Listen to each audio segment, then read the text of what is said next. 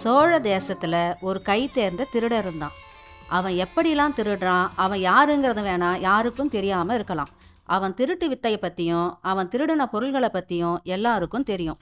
அப்படி ஒரு நிழல் போல மிக திறமையா திருட்ட செய்யறதால அவனுக்கு மக்கள் வச்ச பெயரு சாயா. சாயானா கருப்பு, இருளுங்கிறது அதன் பொருள். அப்படி ஒரு நாள் அவனுடைய கைவரிசைய அரச கஜானாலே காட்டுறான் சாயா. தளபதியாரே, என்ன நடந்தது? அரசே, நம்முடைய பவளமணி வைரம் திருடு போயிருக்கு. என்ன சொல்றீங்க தளபதி? அந்த காவல் அதிகாரி எங்க? அரசே, நான் இங்கே தான் இருக்கேன். எப்படி இது நடந்தது காவல் அதிகாரி? இவ்வளோ பாதுகாப்பையும் தாண்டி யார் வந்து அந்த பவளமணியை திருடி இருப்பா?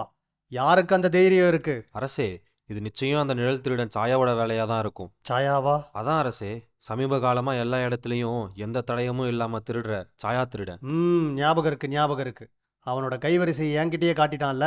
சரி, அது இருக்கட்டும். வேற எதெல்லாம் காணாம போயிருக்கு? அரசே, அவன் அந்த பவளமணி வைரத்தை தவிர வேற எதையுமே தொடல. இதை கேட்ட அரசருக்கு இது வெறும் திருட்டா தெரியல, அவருக்கு விடப்பட்ட சவால் போல இருந்துச்சு. அதனால கோவப்பட்ட அரசர் இப்படி சொல்றாரு. அவனை பத்தி துப்பு தரவங்களுக்கு தக்க சன்மானம் வழங்கப்படும் அறிவிங்க. மேலும் ஒருவேளை யாராவது பவளமணியை மீட்டெடுத்து வந்தா அவங்களுக்கு அந்த பவளமணியோட மதிப்புல இருந்து பாதிக்கு நிகரான தங்க நாணயங்களும் நிலமும் வழங்கப்படும்னு சொல்லுங்க. அவனா நானான்னு பாக்குறேன். இப்படி இவ்வளோ பரிசுகள் அறிவிச்சும் நிழல் திருடன் சாயாவை பத்தியும் பவளமணி பத்தியும் எந்த தடயமும் கிடைக்கவே இல்லை. திடீர்னு ஒரு நாள் அரசருக்கு ஒரு கடிதம் வருது. அதுவும் நிழல் திருடனான சாயா கிட்ட இருந்து. அதை பார்த்த காவல் அதிகாரி அதை எடுத்துக்கிட்டு அரசரை தேடி ஓடுறாரு. அரசே, அரசே, என்னாச்சு காவல் அதிகாரி? இவ்வளோ பதட்டத்தோட வரதுக்கு என்ன காரணம்? கடிதம். அந்த நிழல் திருடன் உங்களுக்கு அனுப்பிய கடிதம். சரி, படிங்க. அரசருக்கு வணக்கம். ஆதவன் மறையும் இடத்தில் தோன்றுங்கள், தோன்றிய இடத்தில் தேடுங்கள், அகப்பட்டால் கையில் சந்திரன். அரசே, இது ஒரு புதிர். அதுதான் எனக்கே தெரியுது காவல் அதிகாரி. அதுக்கு பதில் என்ன? அரசே, அது வந்து எனக்கும் தெரியல அரசே. தளபதி, நீங்க என்ன நினைக்கிறீங்க? அரசே, அதுல சொல்லியிருக்கிறது ஆதவன் மறையும் இடத்தில் தோன்றுங்கள், தோன்றிய இடத்தில் தேடுங்கள். அப்படின்னா ஆதவன் மறையிற இடம் மேற்கு. அப்போ மாளிகையில மேற்கு திசையில இருக்க கட்டிடங்கள்ல தேடினா அகப்பட்டால் கையில் சந்திரன். அவன் குறிப்பிடுறது வைரத்தை பத்தி அரசே. அப்படி தேடி கிடைச்சா வைரம் உங்க கையில். அருமை தளபதி, நானும் அதே தான் நினைச்சேன். நீங்க ஒன்று பண்ணுங்க, நம்ம சிப்பாய்கள் எல்லாரையும் கூட்டிக்கிட்டு ஒரு இடம் விடாம சல்லடை போட்டு தேடுங்க. இன்னைக்கு இரவுக்குள்ள அந்த பவளமணி என் கைக்கு வரணும். உத்தரவு அரசே. அரசர் ஆணையிட்டது போலவே தளபதியும் காவல் அதிகாரியும் சிப்பாய்களும் ஒரு இடம் விடாம ஜல்லடை போட்டு இரவு முழுக்க தேடுறாங்க. விடியற வர தேடியும் அவர்களுக்கு அந்த பவளமணி வைரம் கிடைக்கவே இல்லை. அப்போ திடீர்னு ஒரு நபர் வந்து காவல் அதிகாரி கிட்ட ஏதோ சொல்ல, அதை கேட்ட காவல் அதிகாரி பதறி போய் அந்த ஊர்ல இருக்க மிகப்பெரிய செல்வந்தரான வேலையா வீட்டுக்கு போறாரு. என்னாச்சு வேலையா? எப்போ நடந்துச்சு? சரியா தெரியல காவல் அதிகாரி, ஆனா நள்ளிரவு நேரத்துல தான் நடந்திருக்கும்னு நினைக்கிறேன். சரி, நீங்கள் கவலைப்படாதீங்க, நாங்கள் பார்த்துக்குறோம். ஆமாம், என்னென்னலாம் காணோம்? நீங்கள் யாராவது எதையாவது இங்கே பார்த்தீங்களா? இல்லைங்க, நான் எதுவும் பெருசாக பார்க்கலங்க. ஆனால் நான் பார்க்குறப்போ ஒரு நிழல் மட்டும் திடீர்னு கண்ணு முன்னாடி வந்துட்டு போச்சுங்க. நல்ல வேலையாக என்கிட்ட இருந்த சிவப்பு மணி வைரத்தை தவிர வேற எதுவும் திருட போலைங்க. வேலையா சொன்னதும் இது யாரோட வேலையா இருக்கும்னு காவல் அதிகாரிக்கு புரிய வருது. உடனே வேக வேகமா போய் அரசரை சந்திக்கிறாரு. அரசே, அந்த சாயா மறுபடியும் அவன் கைவரிசையை காட்டிட்டான். சொல்ல வந்ததை தெளிவாக சொல்லுங்க காவல் அதிகாரி. ஆமாம் அரசே, நம்ம நகரத்திலேயே மிகப்பெரிய செல்வந்தரான வேலையா வீட்டில் திருடு போயிருக்கு. அதுவும் அவரோட சிவப்பு மணி வைரத்தை மட்டும் திருடி இருக்காங்க அரசே. எனக்கு நிச்சயமாக தெரியும், இது அந்த நிழல் திருடன் சாயாவோட வேலையாக தான் இருக்கும். அது மட்டும் இல்லை அரசே, அங்கே திருட்டு நடந்த இடத்துல வேலையா ஏதோ நிழலா பார்த்ததாகவும் சொல்கிறாரு. அப்படி காவல் அதிகாரி சொன்னதும் கோபத்தோட உச்சிக்கே போனாரு அரசர். என்ன சொல்றீங்க காவல் அதிகாரி? நம்மளோட வீரர்கள் எல்லாம் பாதுகாப்பு கொடுக்காம என்ன தூங்கிட்டா இருந்தாங்க? அரசே, நம்முடைய வீரர்கள் மொத்தமாக மேற்கு திசையில் பவளமணி வைரத்தை தேடிக்கிட்டு இருந்தாங்க. ஆனால் வேலையாவோட வீடு அதுக்கு அப்படியே எதிர் திசையான கிழக்கு திசையில் இருக்கு அரசே. அவன் நம்மளை நல்லா ஏமாத்திருக்கான் தளபதி. காவல் அதிகாரி, புதிரை நம்ம கிட்ட அனுப்பிச்சு நம்மளை எதிர் திசையில தேட விட்டுட்டு மிக சுலபமா அவன் கொள்ளையடிச்சிட்டு போயிருக்கான். ஒரு பக்கம் அரசர் இப்படி பேச, மறுபக்கம் ஊர் மக்கள் எல்லாம் இந்த திருட்டுல வேலையா பார்த்த நிழலுக்கு கண் காது மூக்கெல்லாம் வச்சு கதைகள் பேச தொடங்கினாங்க. அந்த சாயாவால் தான் உடலை நிழலாக மாற்றிக்க முடியும். அதனால தான் அவரை யாருமே இதுவரை பார்த்ததில்ல. தெரியுமா உனக்கு? ஆமா ஆமா, அந்த மாயாஜால வித்தைய வச்சுதான் அவர் யாரு கண்ணுக்கும் தெரியாம திருடுறாராம். இப்படி சாயாவுக்கு மாயாஜால சக்தி இருக்குன்னு ஊர் மக்கள் ஒரு புறம் நம்பிக்கிட்டு இருக்க, அந்த சாயாவை பிடிச்சே ஆகணும்னு அரச காவலர்களெல்லாம் ஒரு புறம் இருக்க, இன்னொரு பக்கம் அரசர் இதுவரை நடந்த எல்லாத்தையும் வச்சு யோசிச்சு பார்த்ததுல இருந்து ஏதோ கண்டுபிடிக்கிறாரு. உடனே காவல் அதிகாரியை கூப்பிட்டு ஏதோ சொல்றாரு. சரி, நான் சொன்ன மாதிரி நாடு முழுக்க தண்டோராவை போட சொல்லுங்க. உத்தரவு அரசே. அரசர் சொன்னது போலவே தண்டோரா ஒலிக்குது. இதனால நாட்டு மக்களுக்கு தெரிவிக்கிறது என்னன்னா, அந்த நிழல் திறனான சாயா கையும் களவுமா மாட்டிக்கிட்டாங்கிறதையும் அவனுக்கு எந்தவித நிழல் சக்தியும் இல்லைங்கிறதையும் தெரிவிச்சுக்கிறேங்கோ. அப்படி இத்தனை நாளா யார் கண்ணுக்கும் அகப்படாத அந்த நிழல் திறனை பார்க்க ஆர்வம் உள்ளவங்க நாளை காலை அரண்மனைக்கு வந்துருங்கோ. இப்படி நாடு முழுக்க ஒலிச்ச தண்டோரா அந்த நிழல் திருடனான சாயா காதுலையும் எட்டுது. ச்சே, அரசர் பெரிய புத்திசாலின்னு நினைச்சுதானே நம்ம அவருக்கு சவால் விட்டோம். ஆனா அவர் இப்படி உண்மையான எண்ணெய் பிடிக்காம ஏதோ ஒரு அப்பாவியை பிடிச்சு பழி போடுறாரு. நான் அவரை மிகப்பெரிய புத்திசாலி அறிவாளின்னு கேள்விப்பட்டேன். ஆனா இப்படி மிகப்பெரிய சந்தர்ப்பவாதியா இருப்பாருன்னு நான் கொஞ்சம் கூட நினைச்சு பார்க்கவே இல்லை. இப்படி உண்மையான திருடனான சாயா அரசர் மேல விரக்தி அடைஞ்சு அப்படி யாரு அவனுக்கு பதிலா மாட்டினாங்கிறத பார்க்க சாது போல வேடம் போட்டுக்கிட்டு அரண்மனைக்கு போறான். ஆனா அங்கேயே வெகு சிலர் மட்டும்தான் வந்திருந்தாங்க. அதுக்கப்புறம் அரசரும் அங்க வராரு. அவர் வந்து ரொம்ப நேரத்துக்கு அப்புறம் தான் அவர் பேச தொடங்குறாரு. ரொம்ப நேரம் காத்திருந்தாச்சுன்னு நினைக்கிறேன். இதுக்கப்புறம் யாரும் வருவாங்கங்கிற நம்பிக்கை எனக்கு இல்லை. சரி, யார் அங்கே? அந்த சாயாவை இழுத்துட்டு வாங்க. அரசர் அப்படி சொன்னதும் 2 காவலர்கள் ஒரு பெட்டியை தூக்கிட்டு வந்து வைக்கிறாங்க. எல்லாரும் குழப்பத்தில் ஆழ்ந்திருக்க அரசர் இப்படி சொல்றாரு. எல்லோரும் அந்த சாயாவை பார்க்க தயாரா இருக்கீங்கன்னு நினைக்கிறேன். காவல் அதிகாரி, அந்த பெட்டியை திறங்க. காவல் அதிகாரி பெட்டியை திறந்ததும் அதுல எதுவும் இல்லை.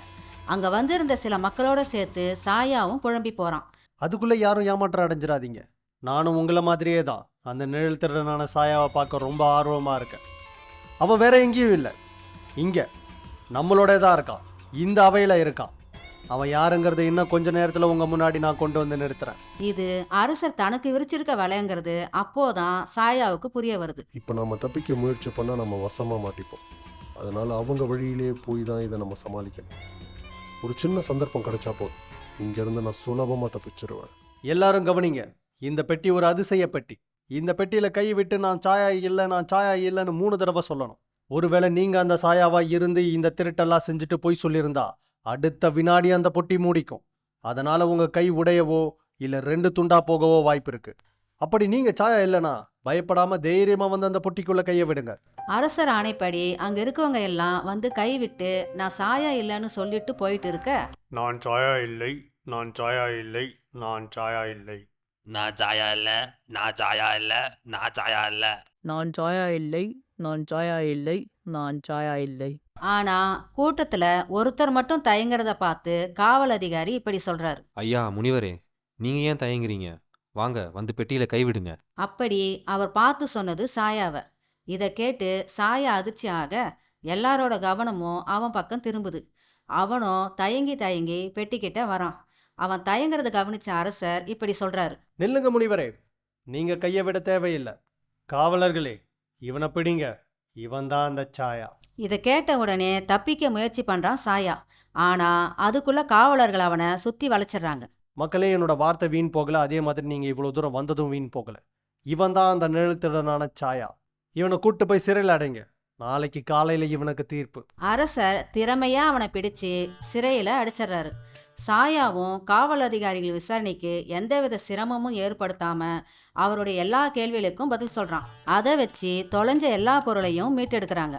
சாயா, உன்னோட தைரியத்தையும் புத்திசாலித்தனத்தையும் நான் மெச்சறேன்.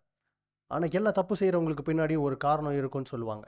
அப்படி உன்னோட காரணம் என்னங்கிறது தெரிஞ்சுக்க நான் ரொம்ப ஆர்வமாக இருக்கேன். அரசே, முதல்ல நீங்கள் என்னை மன்னிக்கணும். இதெல்லாம் நான் எவ்வளோ புத்திசாலிங்கிறத காட்டுறதுக்காகவும் என்னை யாராலையும் பிடிக்க முடியாதுங்கிற ஆணவத்திலையும் தான் நான் இதெல்லாம் செஞ்சேன். நீங்கள் ரொம்ப புத்திசாலின்னு கேள்விப்பட்டேன் அரசே. உங்களுக்கு சவால் விட நினச்சேன். அதே போல் நான் அதை செஞ்சேன். ஆனால் இப்போ நான் உண்மையை புரிஞ்சுக்கிட்டேன் அரசே. நீங்கள் உண்மையிலேயே மிகப்பெரிய புத்திசாலிங்கிறத நான் புரிஞ்சுக்கிட்டேன். ஆனால் அரசே, உங்ககிட்ட எனக்கு ஒன்று கேட்கணும். நீ என்ன கேட்கணும்னு நினைக்கிறியோ அதை தைரியமாக கேளு சாயா. அரசே, நீங்கள் நான் தான் திருடங்கிறத பொட்டிக்குள்ளே கைவிடாமலே எப்படி கண்டுபிடிச்சிங்கிறது எனக்கு தெரியல அரசே. அதே போல் நான் கண்டிப்பாக இங்கே வருவேங்கிறதையும் நீங்கள் எப்படி அனுமானிச்சிங்கிறத என்னால் அனுமானிக்கவே முடியல அரசே. கண்டிப்பாக சொல்கிறேன் சாயா. முதல் நாளே நீ வெறும் பவளமணி வைரத்தை மட்டும் திருடினதை வச்சு நீ மற்ற திருடங்க மாதிரி இல்லைங்கிறதையும் வேற எதையும் திருடாததை வச்சு நீ எனக்கு சவால் விடுறங்கிறதையும் நான் புரிஞ்சுக்கிட்டேன். உன்னை பிடிக்க நான் பரிசு அறிவிச்சது தெரிஞ்ச நீ எனக்கு ஒரு விடுகதை அனுப்பின. உன்னுடைய மனநிலை என்னங்கிறது அது எனக்கு தெளிவாக காட்டுச்சு. உன்னால கண்டிப்பாக தோல்வியை ஒத்துக்க முடியாதுங்கிறதையும் இது எல்லாத்தையும் நீ உன்னோட புத்திசாலித்தனத்தை காட்ட தான் செய்யறங்கிறதையும் நான் புரிஞ்சுக்கிட்டேன். ஆனால் நான் பண்ண தப்பு என்ன தெரியுமா? தளபதி சொன்ன மாதிரி விடுகதைக்கான பதில் மேற்கு திசைன்னு நினைச்சது தான். நீ வேலையோட வீட்டில் திருடினதுக்கு அப்புறம் தான் எனக்கு அந்த விடுகதையோட உண்மையே புரிய வந்துச்சு. சரி, இப்போ உன் விடுகதைக்கான பதிலை சொல்றேன் கேளு. ஆதவன் மறையும் இடத்தில் தோன்றுங்கள். அப்படின்னா மேற்கு திசை இல்லை. மேற்கு திசையில் நாம் இருக்கும்போது நம்மளோட நிழல் கிழக்கு திசையை நோக்கி இருக்கும். தோன்றிய இடத்தில் தேடுங்கள். அதாவது அன்னைக்கு நாங்கள் உண்மையிலேயே தேடி இருக்க வேண்டிய திசை கிழக்கு, வேலையா வீடு இருந்த பக்கமா. அப்படி நாங்கள் தேடக்குள்ள நீ அகப்பட்டிருந்தா கையில் சந்திரன். நாங்கள் உன்னை பிடிச்சதும் நீ வைரத்தை தந்துருவேங்கிறது தான் அதுக்கு பொருள். அப்படி நீ விடுகதையில் சொன்னது போலவே எந்த வகையிலையும் சிரமப்படுத்தாமல் வைரத்தை மீட்க ஒத்துழைச்சிருக்க. இதுவரை யாரையும் காயப்படுத்தினதும் இல்லை, கொன்னதும் இல்லை. உன்னுடைய திறமையை காட்ட தான் நீ திருடி இருக்கையை தவிர்த்து யாரையும் கொள்ளையடிக்கணுன்ற நோக்கத்தோட நீ திருடினது இல்லை. அதுக்கப்புறம் தான் எனக்கு ஒரு யோசனை வந்தது. உன்னுடைய ஆணவத்தை எனக்கு சாதகமாக நான் பயன்படுத்திக்கிட்டேன். அப்படி உன்னை என்ன தேடி வர வைக்கிறதுக்காகத்தான் நான் போலியா நீ அகப்பட்டுட்டேன்னு தண்டராவை ஒழிக்க சொன்னேன். அப்படி அந்த தண்டரா வெறும் கிழக்கு திசையில மட்டும்தான் போட்டோம். ஏன்னா திருட நீ வந்து போக பக்கத்துல எங்கேயாவது தான் பதுங்கி இருப்பேன்னு ஒரு சின்னதா கணக்கு போட்டேன். அதுபடி நீ வசமா வந்து மாட்டிக்கிட்ட. பெட்டியில நீ கைவிட தயங்கினப்பவே நீ தான் குற்றவாளிங்கிறத நான் சுலபமாக கண்டுபிடிச்சிட்டேன்.